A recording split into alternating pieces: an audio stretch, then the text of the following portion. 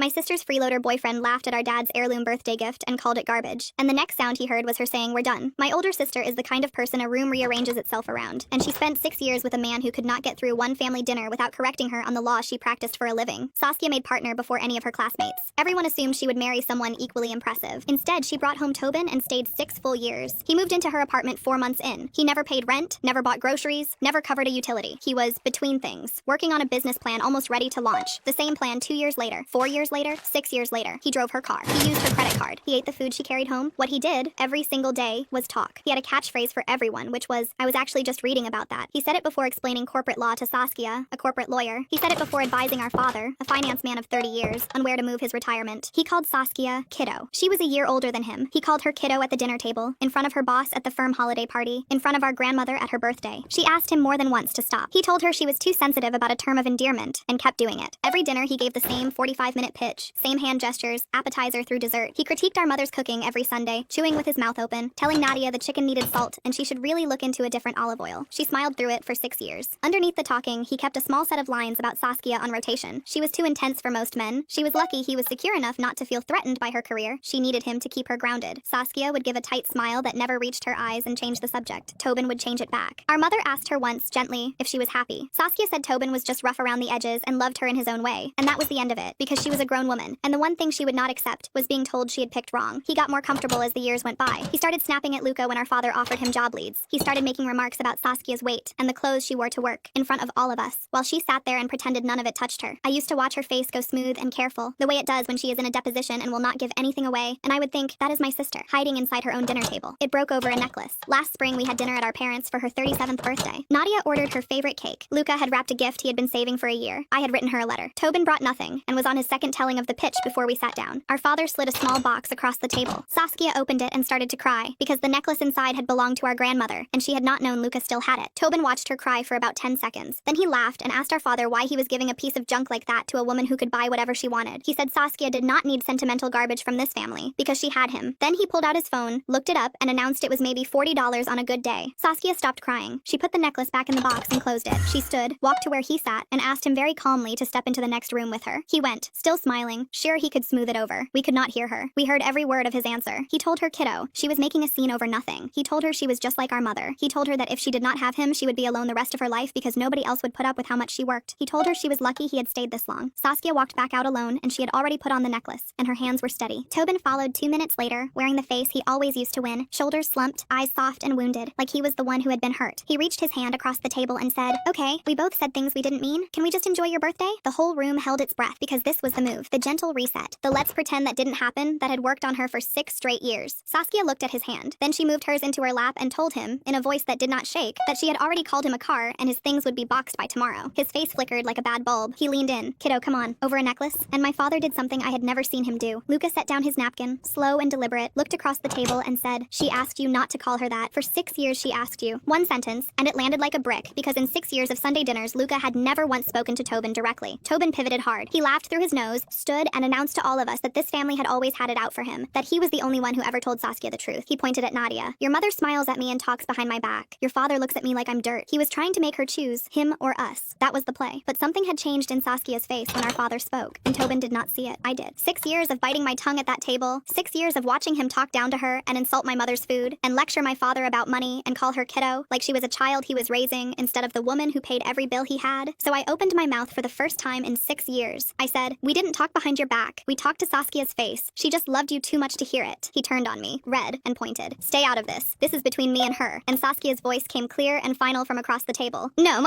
it stopped being between us the second you called my father's gift garbage." He cycled through his options, charm, guilt, blame, and none of them worked. He grabbed his jacket and stormed for the door, then stopped in the frame for the last word he could never leave without. "You're 37, Saskia. You really think someone else is lining up?" She did not flinch. She looked at the man who had lived free in her apartment for 6 years and said, "I'd rather be alone than be your excuse for not having a life." The door slammed hard enough to rattle the frames in the hall. Then Nadia picked up the cake knife and said, "Well, who wants the first slice?" And we laughed until it hurt. Saskia laughed so hard she had to cover her mouth, and there were tears in her eyes, but they were not the kind I had watched her swallow for 6 years. It was the first real breath any of us had taken in that long. I knew it was not over. A man who builds his whole life on top of someone else's does not accept an ending he did not write. I drove Saskia home that night. His key was on the counter. His car was gone. At 2 in the morning, she texted me that he had been calling every 15 minutes. By the time I got to her apartment at 6, she was at the table in last night's clothes, clothes, a cold coffee in front of her, and she looked up and said, 14. 14 voicemails, midnight to almost 5. She had answered none and listened to all. The first was soft and shaking. I just want to understand. I love you. Please talk to me. If you did not know the 6 years behind it, you might have felt sorry for him. The third one, he was sniffling, telling her he couldn't sleep, asking for 5 minutes on the phone. By the fifth, there was an edge creeping in under the tears, a knife under a blanket. By the eighth, the crying was gone, and his voice was flat and hard. You're making the biggest mistake of your life. No one in your family ever liked me because they are threatened by someone who challenges them. The 14th was 3 minutes of breathing, and her name, twice, and a hang-up. She turned the phone face down. I almost called him back at 4, she said. He sounded so broken.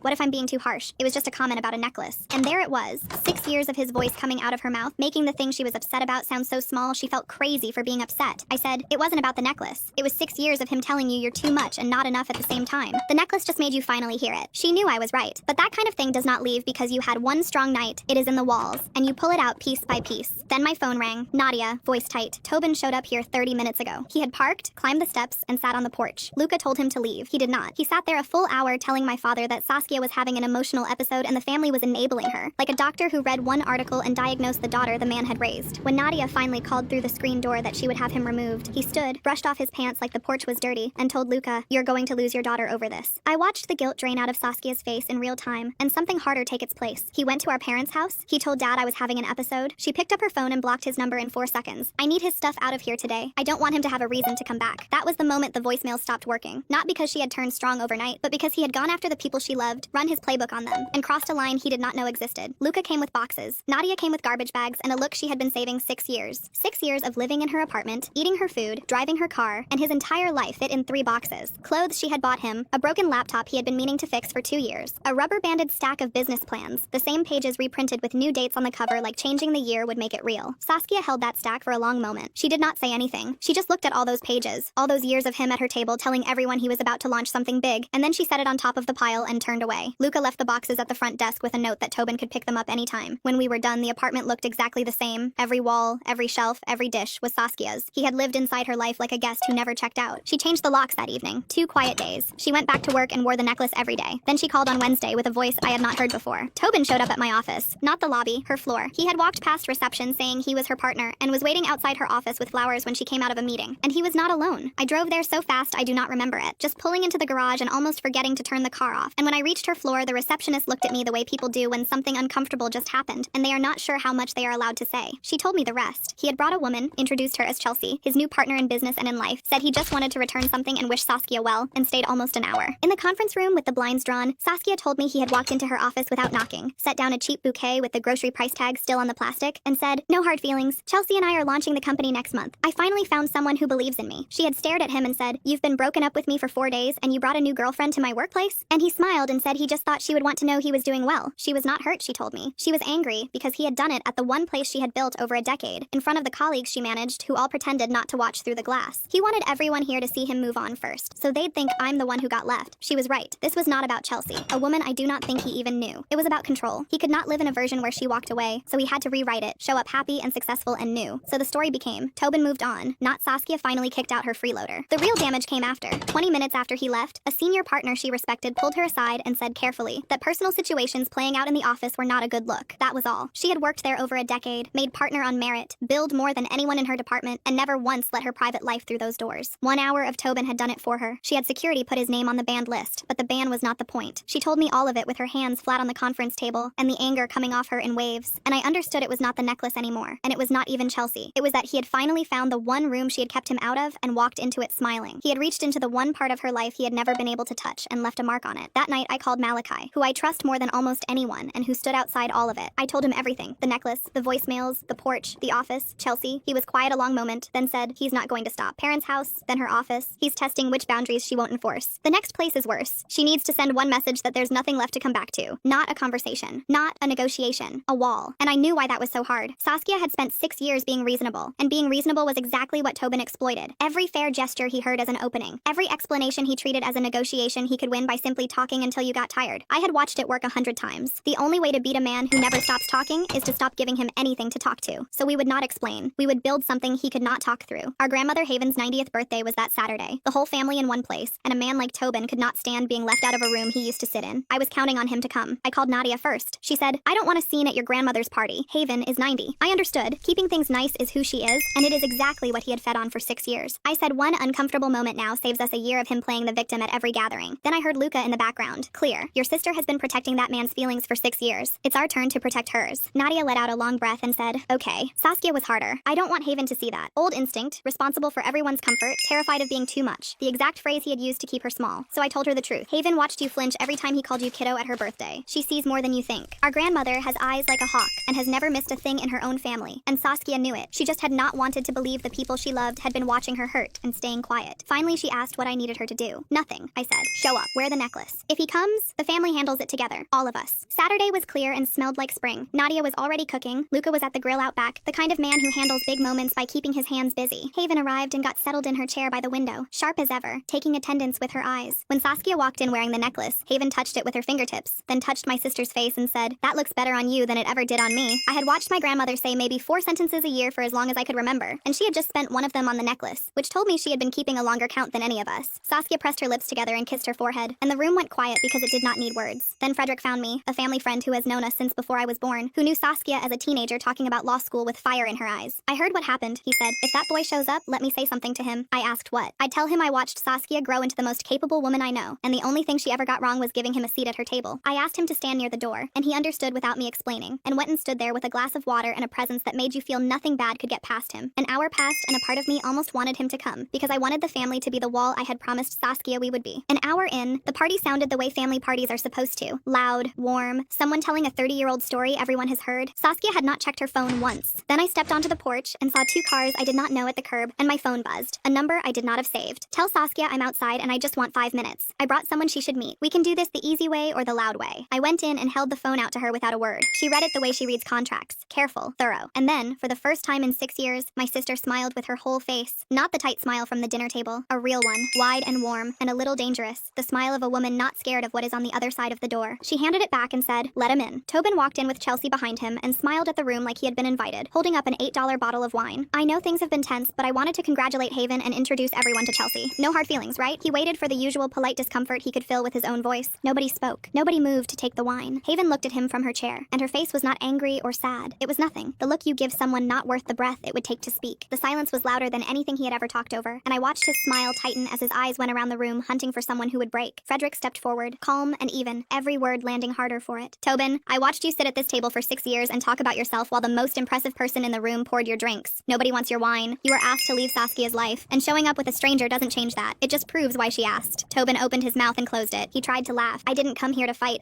And Luca's voice came from the doorway. Final. Then don't. Pick up your bottle and go. Tobin turned to Chelsea for backup, but Chelsea was reading the room, Haven in her chair, Nadia in the doorway, Saskia in the middle of it all with the necklace at her throat. She said, quiet. You told me she left you out of nowhere and her family was controlling. That's not what this looks like. His face changed. The edge came out. Don't start. You don't know these people. Chelsea took one small step back that everyone saw. I think I know enough. She set the bottle on the table by the door and walked out. Tobin watched her go, and for the first time in 6 years, I saw real panic. Not the performance, the actual thing. A man who had just found the floor was not where he thought. He turned to Saskia. 6 years? You're really going to let them do this to us? And that word, us, hung there like something rotting. Saskia crossed to him steady, stopped 2 feet away, touched the necklace once like she was checking it was still there, and said, you called my dad's gift garbage. You looked at the thing that meant everything to me, and you laughed, and then you told me I was lucky to have you. I spent 6 years thinking you were right. Too much. Too intense. That I needed you to keep me grounded. But you weren't grounding me. You were burying me. And I'm done digging. I had never heard my sister say a true thing to him without softening it first, and she did not soften this. He had nothing. No line. No pivot. Then Haven spoke. The only thing she would say to him, soft and clear from her chair, young man, I gave that necklace to my son to give to someone who deserved it. He gave it to Saskia. You are not part of that chain. You never were. Tobin looked around one last time for a crack, a flinch, anyone who would say, let's all calm down. There was no one. He picked up the bottle, walked to the door, stopped with his back to us. You're all going to regret this. Saskia's voice came calm and final. I only regret the 6 years. The door closed behind him. Not a slam, just a quiet click. He picked up his 3 boxes that week and never came back. Saskia wears the necklace every day. The chair he used to take stays empty.